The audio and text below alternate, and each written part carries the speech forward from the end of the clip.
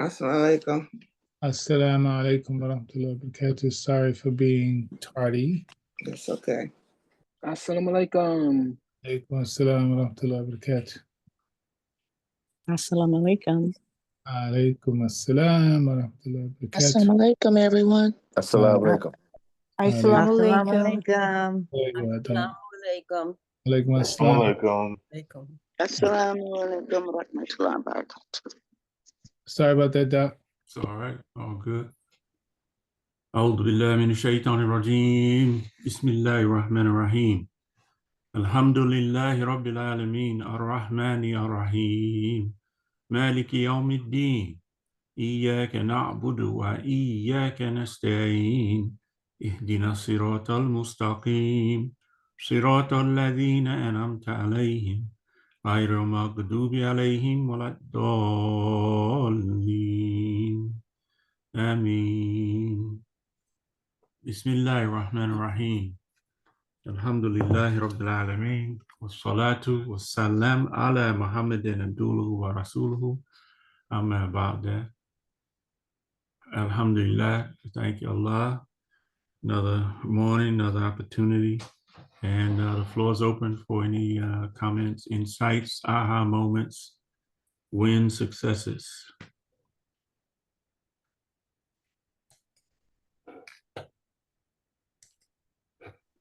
Assalamu alaikum. Alaikum assalam. Good morning, and I just want to share how I'm being involved in a circle, remembering Allah puts a calmness in your heart. So the calm and peaceful peace, and the being Muslim peace that Imam Asmar shared, in connection with the I'm calm and peaceful. I've been running a program each night via Zoom, and last evening our technical person just fell out, and I am not technically inclined at all. So while I was trying to get on the Zoom and show the program and not knowing what I was doing, remaining a Muslim, peaceful and calm, popped up a sister who knew exactly what to do. I mean, literally popped up this on the screen while I'm fiddling on the keyboards. So I'm saying peaceful and calm, being a Muslim saves the day once again. Alhamdulillah. I just wanted to share that.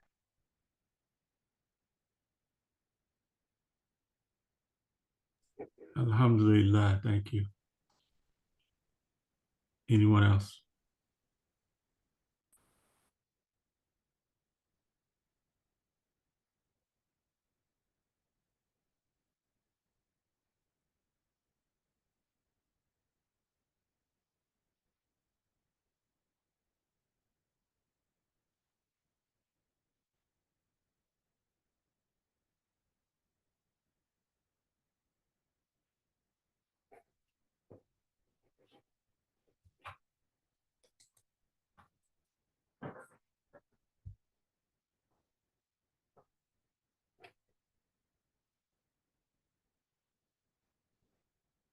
Okay.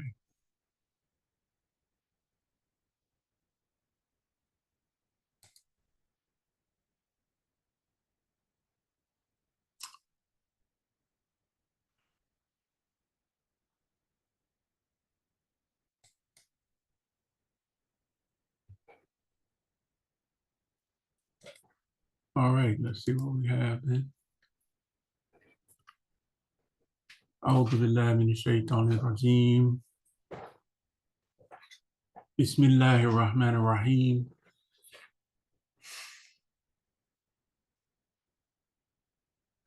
هو الله الذي لا إله إلا هو الملك القدوس السلام المؤمن المهيمن العزيز الجبار المتكبر. Subhanallah amma yushrikun.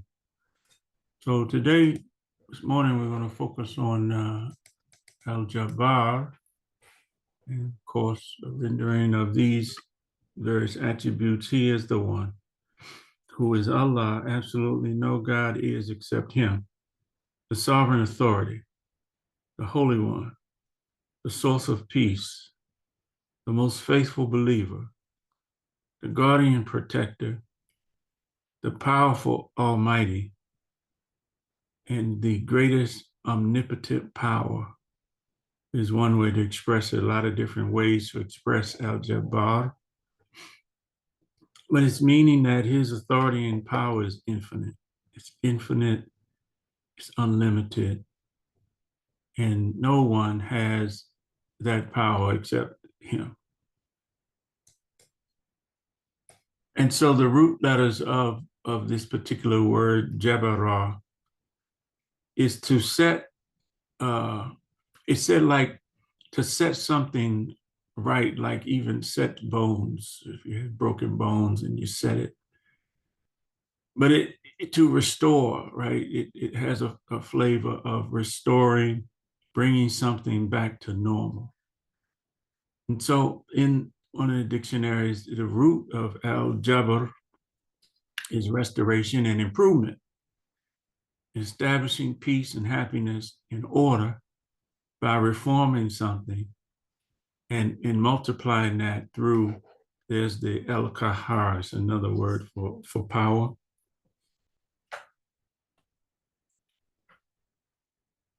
See that? You didn't change? I don't know. Are y'all seeing this, the root of al-jabr on the screen?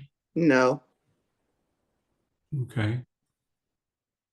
Well, I don't know why it didn't change, but because I'm definitely looking at it. Your name, I saw like your name has changed though. You may be on another screen. I don't know. I don't know. Is it highlighted? No, I didn't highlight anything. It's just. Yeah, I see it. Okay. So Yeah, now you highlighted it. you see, she says Jabara at the top. I don't see it. El-Jabbar. I don't see it at I see the it top. as well. I see it in the verse. To set, to restore, to bring something back to normal. I don't see the Arabic writing. Okay. Well, I don't know what to say. I guess we're just gonna have to listen until we can see something. I don't know why it's not changing. What else can I do? Go out, go, stop sharing and then reshare. Try that for a reset.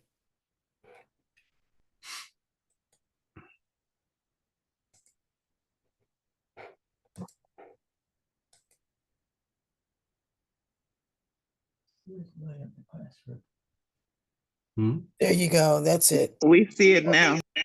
Okay. Is it big enough? No. Not big enough? It was big enough. Okay. All right. Thank you. Can you go back to the first one real quick? Yes, sir. And scroll up just a bit because it's just only showing part of it.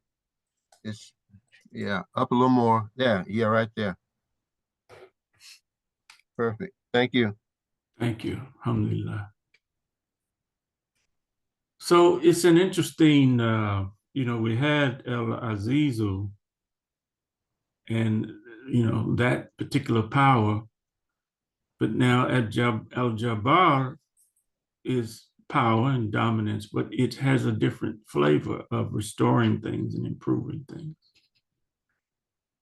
And it's multiplied by this other part of his power, El Kahar, which is subdues, its power over you is nothing you can do about it.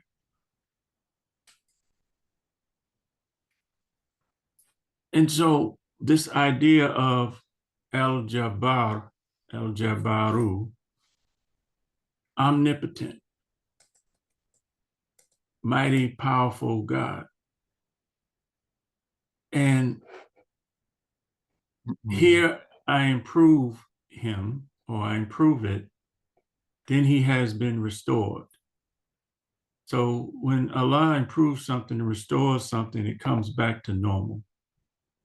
Maybe it comes back to its nature, Bismillah. And it's a power to fix something. And it's influenced by this compelling force that he is.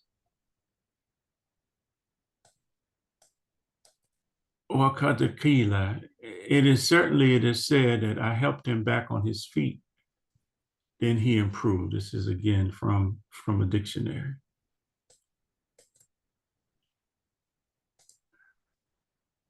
So when we look at our lives,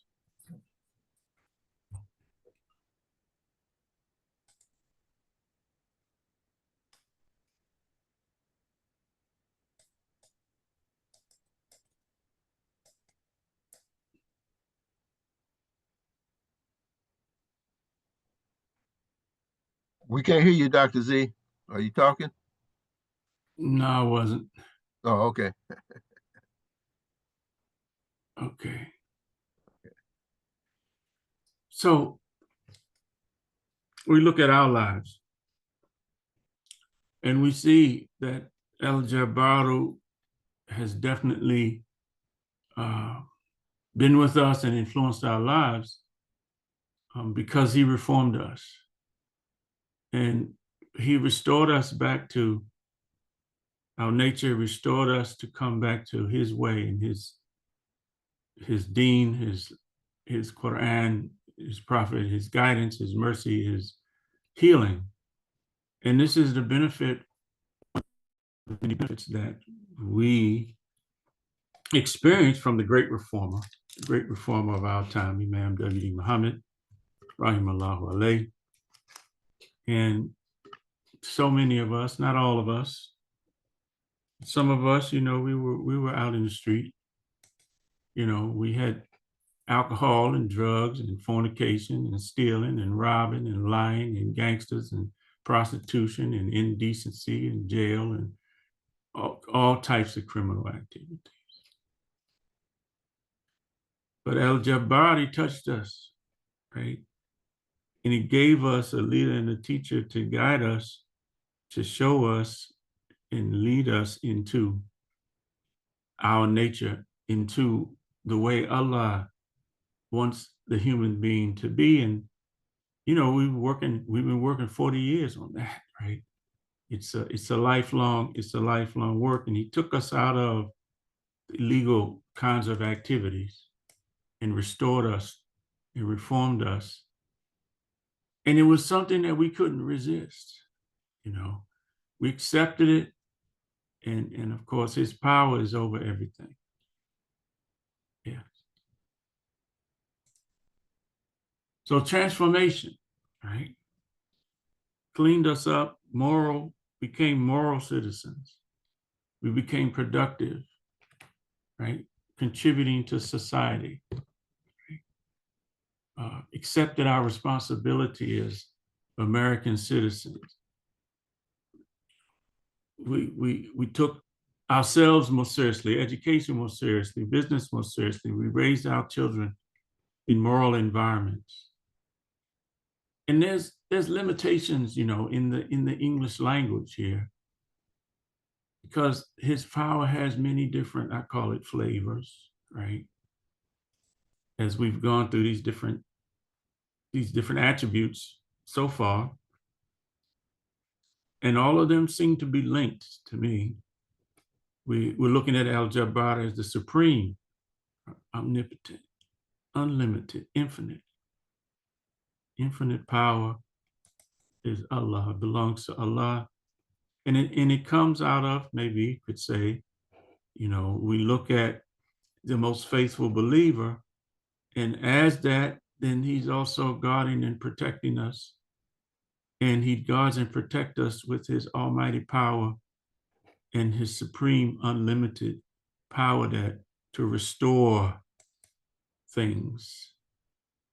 The collective systems are failing us. Education, banking, politics, etc. And we're thinking maybe it's, as bad as things are, in the scheme of things, well, people call it bad, but the opposite amount of good is on the other side, because things are always duality in our lives.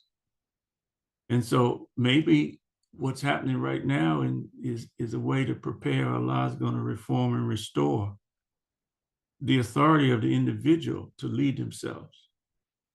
You know, the restore the authority of soul leadership in doing for yourself. Is forcing us to come together. And you remember the pandemic, you know, we had the situation and people began to make decisions about what's really important. You know, God is important, family is important. And people began to leave the jobs that weren't really producing the happiness and the fulfillment that they wanted, because the pandemic forced us to reflect and think about what's important. So maybe we're in such a time as this with what's going on. This, a deeper kind of intuition and insight is the power of the Deen of God. It restores us. It restores our lives. And he redeems us through his religion. When I see redeem, I think about Ar-Rahim. You know, back weeks ago, we had Ar-Rahman, Ar-Rahim, the merciful benefactor, the merciful redeemer. His mercy abounds over everything. And his religion, his way of life. So the purpose of the power of the Deen, it's the beginning, and it also has the power to complete. This way of life, it completes us. It began, it moved us, right? It reformed us, and now it's also completing. Again, from this Arabic dictionary, it calls attention to the first origin of righteousness, and the second, the ability to complete it. And in that, surely, fa'ala, to act or to do, to have some kind of influence, sometimes it's the one who starts an action, and sometimes it's the one who finishes it. And so might we say then that Allah is, you know, in his Jabbar, his dominance. Go back.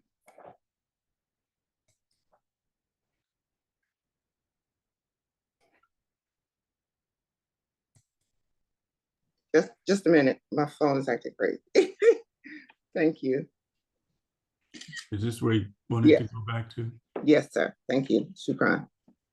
Alhamdulillah. Okay.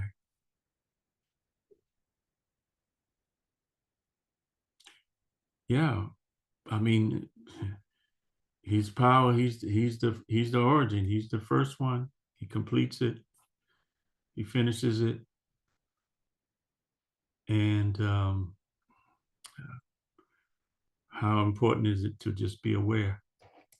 You know, a lot of times we think we're acting, but we're not really acting. I mean, we are in our human essence, but it's Allah and his inspiration and his power that's moving everything. And so we'll take a look now, just because of the timing. I couldn't find too much on Al-Jabbar besides what we said. I mean, we do have a human example of it. When you think of Kareem Abdul-Jabbar, the name, he definitely represented that name in terms of, well, the giant, 7 foot tall. But he also, in his profession as a basketball player, was dominant. You know, they couldn't stop him. And he set all of the scoring records that held up for about 30 years. Of course, they've been surpassed by LeBron James. But he, again, Kareem Abdul-Jabbar, servant of the most dominant the most forceful. And so we have El Azizu, and we have El Jabbaru, and then we have El Mutakabbiru.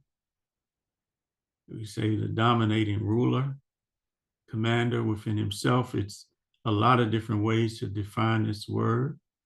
The root letters here are to be big, to be great. And when you look at the pattern here, right, it's a particular pattern that's saying that it's intense and it's from within. Right? It's intense, it's gradual. So his domination, his rule, his greatness, supreme greatness is continuous and it's intense. Very, very intense. El Mutakabbir. So as a, did we get to, yes, Kabara. And again, you know, if you go back to, well, there's two sides to this. There's Allah as El Mutakabbir, the dominant, the supreme. He possesses all of the greatness, and he's the one who is above all evil, absolute greatness, majesty. No one is equal to Allah. No one is comparable. But as we go through, and we'll see some of the ayats, there's a human application, or there's a human trait that comes along with this. But when it's used in relation to people, then it's somebody that's arrogant or, you know, proud and looking down on other people. And so this is, we even go back to, you know, Iblis was with the angels, and Allah commanded them to prostrate to Adam. Right? What does it say? You know, it says, Abba, he refused God's command. Wastakbar, and he was being arrogant. He thought he was bigger than Allah and the command. Wa kana min al kafirin, and that's what made him become ungrateful, right? Rejecting the truth, hiding and covering the truth. And so there's two different parts to how this shows up even in the Quran. And it looks like this attribute is a comparison of the bigger things and smaller things. Bigger things and smaller. Allah is the biggest. Allah is the greatest. And the nouns, they're used when you consider something. Something may be small next to something else. Something may be bigger next to something else. And Allah is the greatest of all. Allah is the greatest of all. Al-Mutakabbir. So he asked the question, how are we to understand this attribute in comparing the big and comparing the small? So when we look at Allah's power,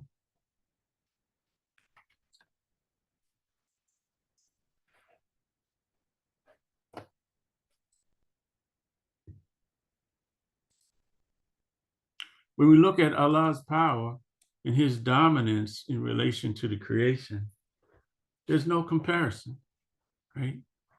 We can't conceive how big his dominance is. And he dominates and rules and commands everything.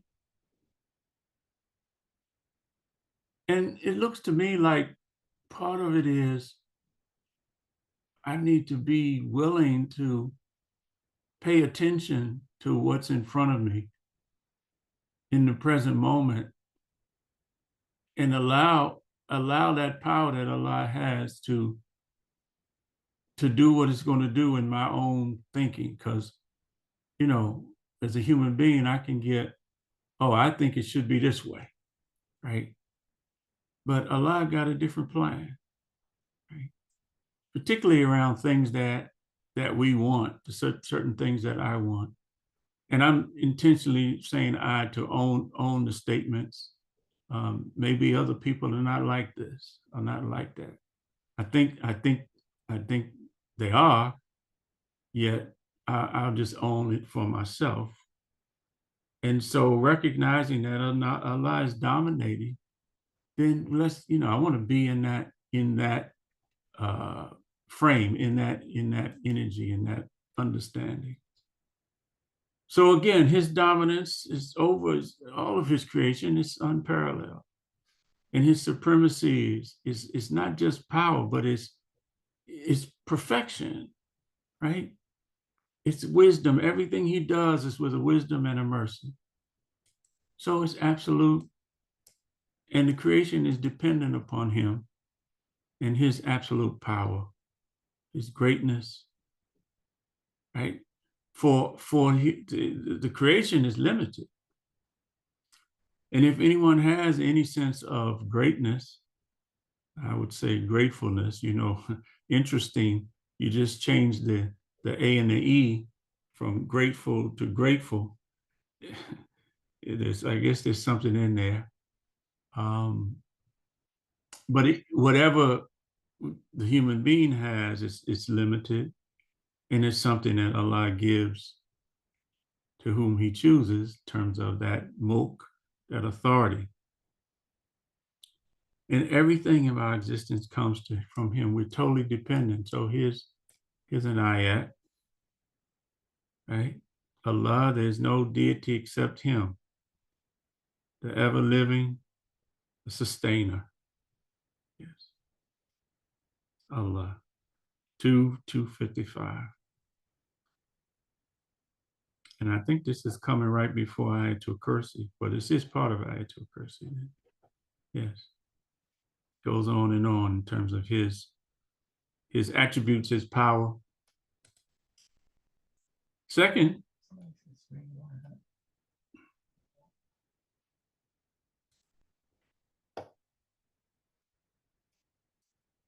I can't really see the chat when we're looking at this.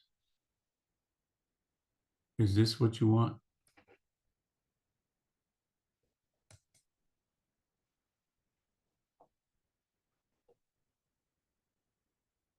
Okay.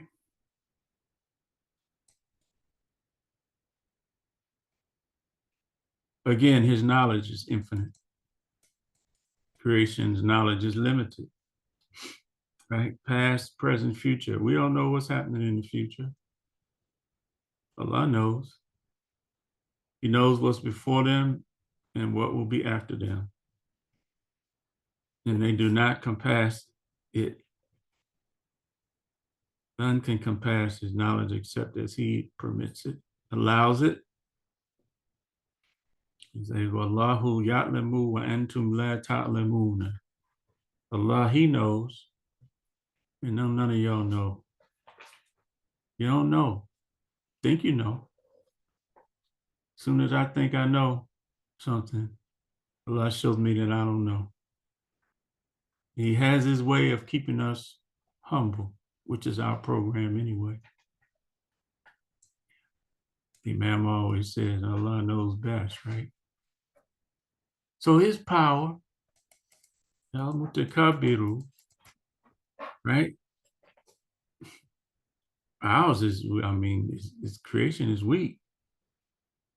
And all he does when he wants something, he just says be. And it is. Right? So I think we've kind of made this point so far. His authority.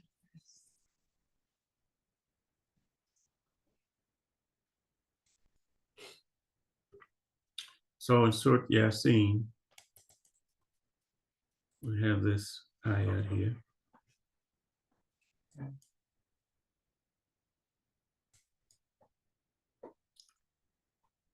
And in Surah Al-Qasas, the 28th, 88, his authority, right? everything's going to perish except his face. He's the judge. He's the judgment. To him, you will be returned. We are returning to him right now as we speak.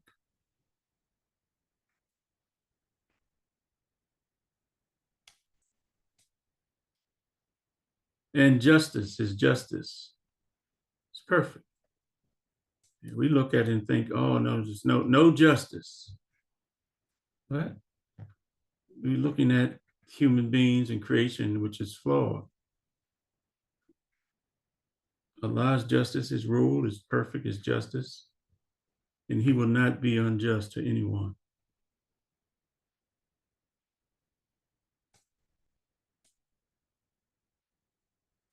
So we were thinking about, forces of nature, looking and see, okay, where do we see power, bigness, even in creation? Domination and tsunamis, right? That dominates the water, the land, and destroys everything. Tornadoes, right? The rotating air, column of air on the surface, destroys everything in its path. Right? The wind that dominates by the wind. It's like a drill bit making a hole in its path. Hurricanes, storms with violent winds, the water forms and intensifies, and the temperature rises. Right? Dominant, powerful. And you could say a hurricane could be anything that's causing turmoil and by force. We had hurricanes Helena. I don't remember what the most recent ones were, but the winds, 130 miles per hour, going over hundreds of miles and picking up speed as it goes through the oceans and the ground, right? It's scary stuff. So these are some examples of dominating forces in the creation, but how much more is Allah's dominance in his rulership, in his command? It's way more powerful. It's way more forceful. And our minds can't comprehend it. I was telling Daya that yesterday, it's hard trying to get my mind around the bigness here between El Azizu and El Jabbaru and El Mutakabbir.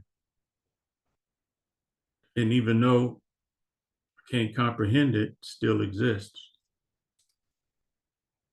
So the sequence of attributes to me is showing us the expansive nature of Allah in his power, in his power to restore, and his power to dominate.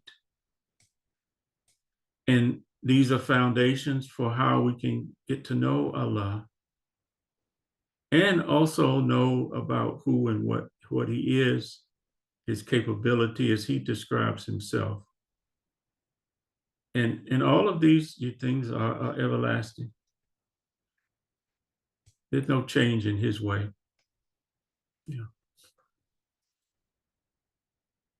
Some people can take his attributes for granted, take Allah for granted.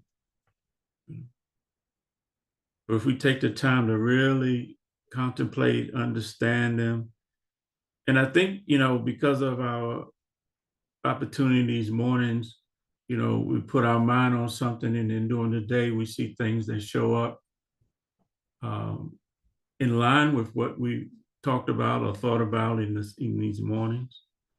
The butterfly keeps coming up, right?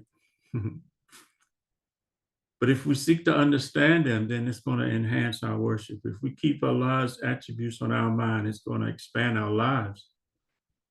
I mean, I would even dare guess that, how many of you're seeing your life is expanding since we started these sessions. And he wants us to be conscious of him. Right? This is taqwa. Being busy-minded, with God on our mind. So we see these attributes, we pay attention. Again, why? What's the inspiration? It's the guidance. It's the mercy. It's the criterion for righteousness, unrighteousness. And the Quran, this guidance is a healing, right? So being aware, guarding our thoughts, our beliefs, our feelings inside, being aware and paying attention, right? As he expresses them in nature and in our everyday experiences. Allah. So here's a few ayat. This is in Surah Al-Ra'd. This is the 13th surah, the 9th verse. Alimul Ghaibi. We had this again earlier in our discourse. He's the knower of the unseen, the unheard, the untouched, the unsmelled, what you cannot access by your five senses. He is Alimul Ghaibi wa Shahadati, and what is witnessed. El Kabiru, El Muta'ali, the great Kabir, the greatest, the most high, Allah. And then in 21, the Anbiya, I think starting around 56, this is the story with Abraham when he was with his folks, and they were going back and forth about the idols. And, you know, did you do this, Abraham? And he says, well, you know, he said, your Lord is the Lord of the heavens and the earth, he who created them, and I am a witness to the truth. And then you keep going down, set 21, set 57, you get to 58, and it says that he broke them, right? He broke them to pieces, all but the biggest one, illa kabiran, right? Illa kabiran, the biggest one, that they might turn to it and address the biggest one. So he called it kabirun because in the calculation, you know, they believed that it was the biggest one, but it had no power. And in their minds, they raised it above the truth. And so Abraham said, ask the big one, right? The big one did it. Ask them if you can talk, if they can talk. And of course, they can't talk because, again, Allah is the biggest. Allah is the greatest. Allahu Akbar. We say Allahu Akbar. Allah is greater. Allah is more important than anything. Allah is more important than anything you can think of. And when people seek to be bigger,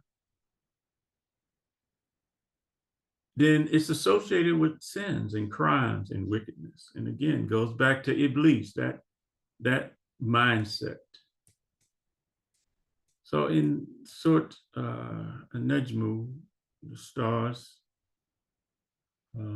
ayah number 32, he says, Alladhina yajtanibuna kaba'ira.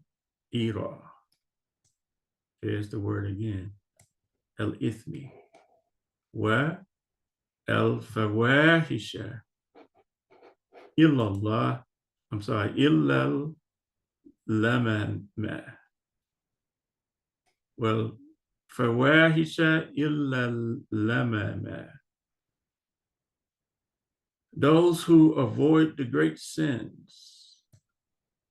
Kaba'ira al-ithmi. And the shameful deeds, only falling into small faults. And then the verse goes on, verily thy Lord is ample in forgiveness He knows you well when he brings you out of the earth and when you were hidden in your mother's wombs. Therefore, justify not yourselves. He knows best who it is that guards against evil. And the word here, it's not on your screen, but it's in the ayat is taqwa, because it's the taqwa that guards against evil.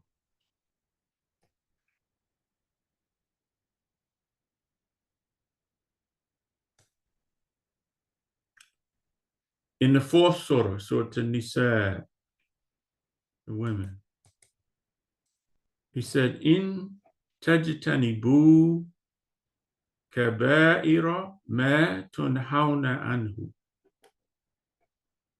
If you eschew, I don't know, I should look it up. It's not a word we use down on International Boulevard or Martin Luther King Jr. Avenue in our cities. But this kaba'ira here, he's saying the most heinous, right? If you hate the most heinous of things, which you are forbidden to do, we shall expel out of you all the evil in you and admit you to a gate of honor.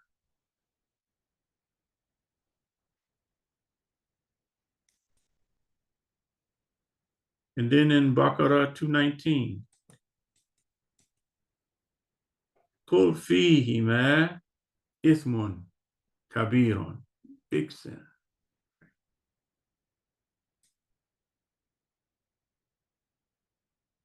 Wa manafi'u linnasi wa ithmuhuma akbaru min naf'ihima. So what's coming before these phrases, because even in the dictionary we look at it, he picks out the phrases where the key words are. But before it said they ask you concerning wine and gambling. Kul fihima, say in the two of them is great sin, ithmun kabirun,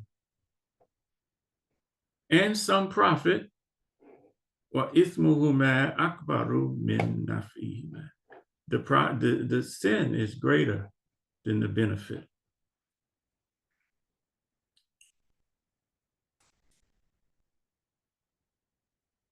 And then in 6:123, وَكَذَلِكَ جَعَلْنَا فِي كُلِّ قَرْيَةٍ أَكَابِرَ مُجْرِمِيهَا لِيَمْكُرُوا فِيهَا وَمَا يَمْكُرُونَ إِلَّا بِأَنفُسِهِمْ وَمَا يَشْعُرُونَ. And like that, we placed, he says, we placed in every town a kabira, which is, he's defining here as wicked men. Mujrimiha is, they are criminals. They're criminals in it. And criminals in the language as we understand it, we often think of criminals as somebody's doing a crime against someone else. But we understand mujrimin and mujrimi as criminals doing a crime against their own self. The crime is against themselves. Li yamkuru fiha, that they have a plot, they plan, they got a scheme in their town. And never is their scheme except against their own selves, their own souls, and they don't perceive it. They don't see that they're scheming against themselves, that they're criming against themselves. Any crime's it's got to be paid for sure. And then in I think it's 2:124, the next ayat. وَإِذَا جَاءَتْهُمْ آيَةٌ قَالُوا لَن نُؤْمِنَ حَتَّى نُؤْتَى مِثْلَ مَا أُوتِيَ رُسُلُ اللَّهِ Allahu a'lamu haythu yaj'alu risalatahu. Sayusibu alladhina ajramu sagarun inda Allahi wa adhabun shadidun bima kanu yamkurun. When there comes to them a sign from God, they say, we shall not believe until we receive one exactly like those received by God's apostles. God knows best where and how to carry out his mission. Soon will the wicked who committed a crime be overtaken by humiliation in the presence of God and severe punishment for all their plots. So here they see the word sagirun here, which having to do with being overtaken by humiliation, making him smaller. Right? Remember we talked about this with the cupbearer in terms of big in comparison to small. So these are a few ayats. And there's another one here in 2071. Innahu lakabiru kumul ladhi allamakum as-sihra. So this is the scene, you know, with Pharaoh. And, you know, Pharaoh saying, they believe you and him before I give you permission, right? Surely this must be your leader. So la kabiru, he's defining as leader, right? The one who's bigger or greater than over you, who taught you magic, right? So he's with the magicians. Be sure I'll cut off your hands and feet on opposite sides, and I will have you crucified on trunks of palm trees. So shall you know for certain which of us can give the more severe and more lasting punishment. So Pharaoh thought he was bigger, right? He thought he was the biggest. I'm gonna do all of this. Yeah. So we see this associated again with sin, with evil, with wickedness, when it comes to people trying to be bigger or thinking that they are bigger than Allah. But inni kullama da'awtuhum litaghfira lahum ja'alu asabi'ahum fi adhanihim wastaghshaw thiyabahum wa asarru wastakbaru istikbaran. You know, when you have the same root words back to back like this, then this is called an emphasis. This particular second one is he's emphasizing them seeking to be arrogant. And every time I called them that you might forgive them, they have thrust their fingers into their ears, covered themselves up with their garments, grown obstinate, and given themselves up to arrogance. In their behaviors here, istikbaru, they were being, past tense, they were being or seeking arrogance. And in their state of being, they were arrogant. Their behavior and their state of being. So I believe this is, it's one more, 3543. Istikbaran fil ardi. On account of their arrogance in the land and their plotting of evil. They're plotting of evil in the earth. But the plotting of evil will hem in the authors of it. Now, are they but looking for the way the ancients were dealt with? Probably means they're not looking for the way the ancients were dealt with, but no change will you find in God's way. No turning off will you find in God's way. Yes. And last, this is in, what is this? Ahqafu. I'm not sure what the name of that is. But tastakbiruna fil ardi Yotq. You're seeking this greatness, this evil, this dominance in the earth without the truth, without being aware and even acknowledging and submitting to the true reality. So this is what we have prepared for this morning. And the floor is open.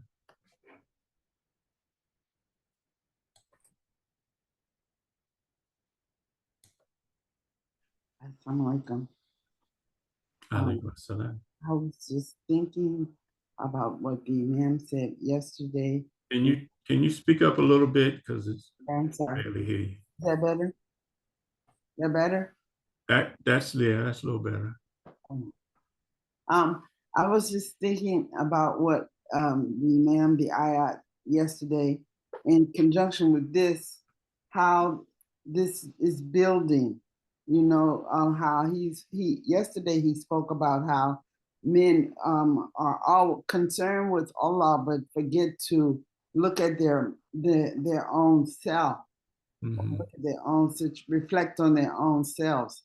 And I had the experience of meeting and hearing a sister yesterday from our community, Amatullah Umrani, who was right beside Imam W.D. Muhammad when he took office. And she shared with us some of the initiatives that the Imam put in place early in 1975, 77, 76, 76, 77. So anyway, long and short of the story, it made me reflect on my life. And like you just said, we were involved in a bunch of illicit activities before Allah al-Jabari changed us. And I often think about my life as I live it now, as I have become a Muslim woman and have practiced in al-Islam, alhamdulillah, for over 40 years. But I never really reflect on who I was until yesterday. She reminded me who I was, because I joined, Allah changed my heart. I became susceptible to the movement or the community and was doing dawah. So I reflected on myself as that caterpillar, and I saw, the whole movement of my life, not just where I am now. And sometimes I think that, I know I do, I forget about who I was and put that in the frame of that caterpillar. Like, I probably, when I saw that, or when I was exposed to that, I probably thought about being younger, but not as young as who I was in the beginning of my life. Like the whole complete transition of becoming a butterfly includes that as well. And I totally forgot about that. So that ayat is true. Men sometimes, you're thinking about something else, or you're thinking about how Allah works, but you're never really thinking about who you were. So I just want to kind of share that. Alhamdulillah. Thank you. Yes. How Allah is working in our lives all the time, teaching us all the time. And everybody, if we just pay attention and obey. Other thoughts, other comments, other expressions.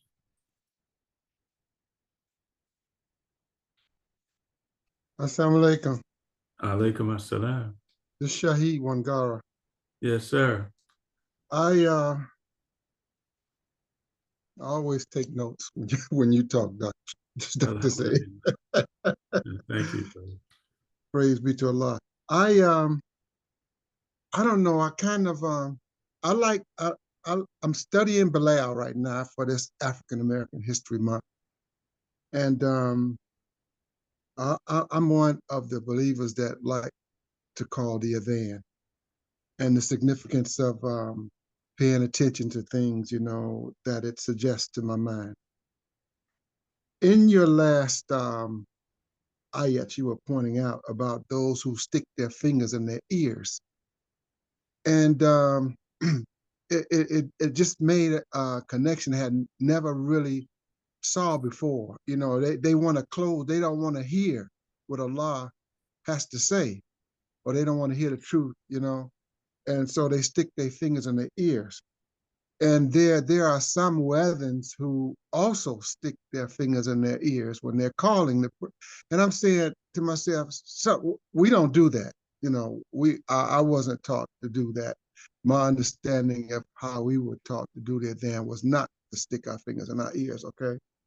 But to stick our thumbs up under the meaty, fleshy part of our ears, as if, you know, like we want to catch whatever message or word is being said. You know, how the people hard of hearing, they cup their hand and put it behind their ears to pull their ears out so that they can hear better. And it's something designed to get the attention of the hearer, you know. So I'm looking at what you're presenting, and I'm saying, boy, there's a direct correlation there about something that's significant. One of the attributes of Allah is probably associated with that as the hearer or something like that, right? Yes, alhamdulillah. So that hit my brain, and I just wanted to share it, you know, because it was kind of very fascinating with me. If you want to say a few words about that more, I would appreciate it. About those guys that want to. I want to say alhamdulillah and thank you. Right, we got a few more minutes, and I see Hamidullah, Brother Mujahid wants to jump in. So thank you for that, Shahid. Assalamu alaikum. Alaikum assalam. Thank you for guiding us, invaluable. I wanted to refer back to the program Sister Omar brought up about Sister Amatullah. I think she was originally out of Philly. And, you know, the Imam, he spent time in Philly as well as Oakland, you know, really as resident, if you will. He was ministered to them. But the title that he gave her and a few other sisters was the title of minister, not student minister, but minister. And of course, when we adopted the dean, that title was transitioned to instructor of education. And it reminds us of the loving quality that Prophet Muhammad, peace be upon him, had in freeing the liberty and the honor of women. And I think that is significant, especially in this day and time when our women have been so marginalized and bamboozled by society and evil thinkers. And to see that quality in the man was just warming. And I find those qualities to be present also here in the community here we call Masjid Wartheen. Yes, alhamdulillah. Yes, sir. Thank you. Assalamu alaikum. Alaikum assalam. See, if everybody is finished, I don't want to pass up this opportunity to make an announcement about our event that's coming up. Yes, please. Okay, so as you all, most of you know, the Women of Masjid Wartheen is having an event, a 7-year anniversary honoring Georgetta Bea. And then that's happening on Friday. But my announcement is that we are going to need volunteers on Friday, immediately after Jumu'ah, to help set up for this event and to help clean up after the event on Saturday. So I'm just, you know, sending that out. And inshallah, we will get as many volunteers as possible to make this event successful, inshallah. Yes, thank you. And last but not least, Asmar. Yeah, assalamu alaikum. Alaikum assalam. Let me try to be real quick here. So anyway, I'm thinking on taqwa. And I'm thinking on the womb where we are developed, and there are many wombs, right? And the cocoon. Okay, we can't leave off this cocoon. This is where our protection is. But in both places, it is the presence of Allah's power, and we're going through, where we were and where we are, and I'm just really focused on trying to be conscious more and more where we are, and are we conscious of our state of nefs mutmainna. It's so important because that's the goal of our whole life, is to be prepared to enter Allah's Jannah and be pleased, and Allah be pleased with us. So I think that's what I wanted to say. From where we were and where we are, being conscious of this, our own self, with all the attributes and everything that has been said. Allah is working. Allah is present. And, like I say, this nefs mutmainna is a big focus, I think, for us all. So how are you defining mutmainna for those of us who don't know that word? Nefs mutmainna is, I think the root word is that you are satisfied. Yes, exactly. Uh-huh. Yeah, satisfaction. Yeah, and that satisfaction goes back to peace and calm. Consciousness, all that you started with, absolutely. Right.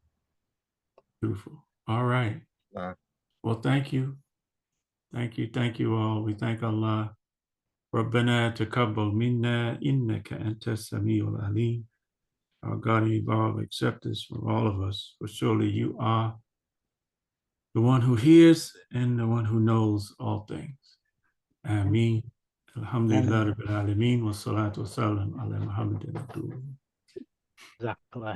Assalamualaikum. Have a great day. Assalamu Thank you so very, very Assalamu much. alaikum. Have a wonderful day. Assalamu alaikum. Assalamualaikum. Assalamualaikum.